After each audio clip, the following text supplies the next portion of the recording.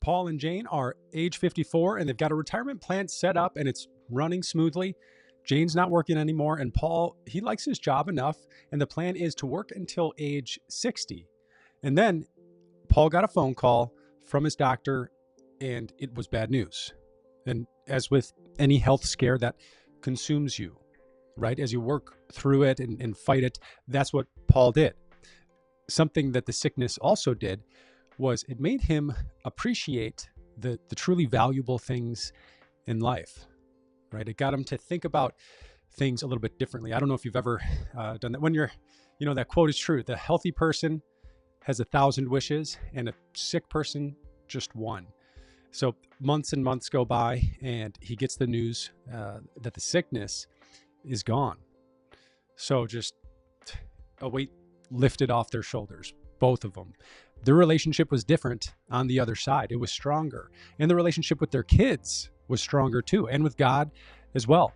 And something else became clear for Paul and Jane. Paul doesn't want to wait until 60 to stop work. There's some things he wants to do now while he's still young and he's got the time. The problem is that now they're 55 and the majority of their retirement savings is in their 401k. And to make a withdrawal from that causes a 10% penalty on anything that he takes out. And you know that rule, anything that comes out of your tax deferred accounts before age 59 and a half, there's a 10% penalty. That'd just be wasting money unless there was emergency or some other things happening. But he doesn't want to do that. But they were able to avoid the 10% penalty by using the rule of 55. So I'll go over what that rule is, how to do it, and then mistakes that people make when they're trying to use this rule. So here's what it states. The rule of 55, it allows for penalty-free withdrawals from certain tax-deferred retirement accounts like 401ks. It's for individuals who are 55 or older and have separated from their employer. So the goal of this rule of 55 is to provide some financial flexibility for those nearing retirement, but not yet 59 and a half. They're still going to pay tax on the withdrawals, like when you take out a 401k, that's taxable money. You just avoid the 10% penalty if you can use this rule. Now, for it to work, you must have separated from service from your employer, either in the year you turn 55 or older than 55. So this can be due to separation of service, can be due to being laid off or fired or just quitting. A mistake that we see some people make is thinking that they can quit or stop work at age 53 and just keep their 401k where it is at their employer and then wait till 55 to start the rule rule of 55. But that doesn't work. If someone does that, they're going to pay the 10% penalty. That rule of 55 does not work if you left your money or left your company before age 55. Just want to make sure that's clear.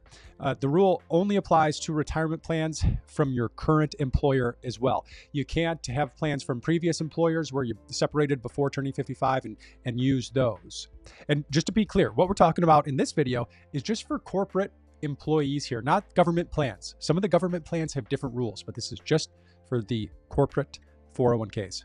Another important thing here to know, not all employer plans allow this rule of 55. So the IRS says, yes, you can do it, but you need to check with the employer first before you try something like this. Ask HR or have them give you the 401k plan administrator's number or email. Now, another mistake that we see sometimes is someone separates from service at 55, then they roll their 401k to their IRA and try to take out, based on the rule of 55, take out money and not have to pay the penalty. But that's not going to work. It's got to be in the 401k. So something you might be able to do is if you've got multiple retirement accounts, so say you've got past 401ks in past employers' plans, or even if you have IRAs in just your current plans, some people have considered the strategic rollover from past plans into the current employer's plan that does allow the rule of 55 withdrawals.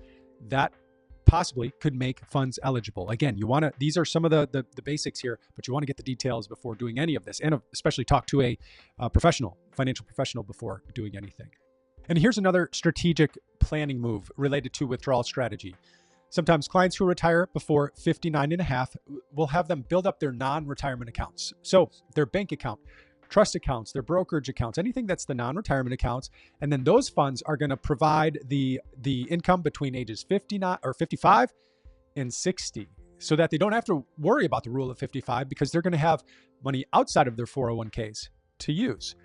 But we'll sometimes keep some money in the 401k and have it just available in there just in case there's a need or a backup plan, or if they want to take a withdrawal and have taxable income in that year. And there's some reasons you actually might want to do that, because sometimes it comes into play when we're creating the strategic withdrawal plan. So if you're interested in other ways to avoid that 10% penalty for 401ks and for IRAs, look for this video here, and then this one on tax planning. It's the 4 income sources not taxed in retirement.